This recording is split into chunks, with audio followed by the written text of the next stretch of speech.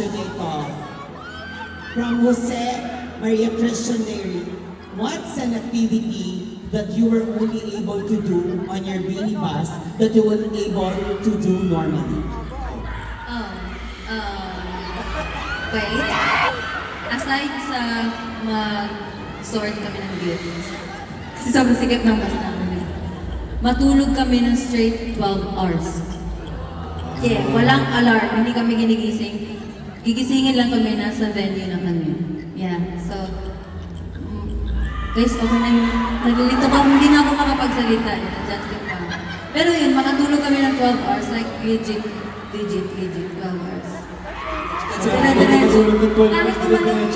Kahit umalog yung bus, wala kami nararamdaman. Grabe. Actually, I was telling the production, Direk Lauren and the girls, yung mga nakakagawa niyan, yung mga pop stars, superstars sa US. Mas big stars lang katulad ng Bini. Yes, diba? Our superstars right here. Star pa lang kami, star.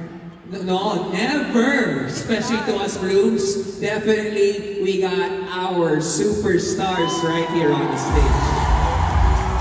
Thank you. Thank you so much. Thank you. Tulog is life. Thank you. Oh, ito na.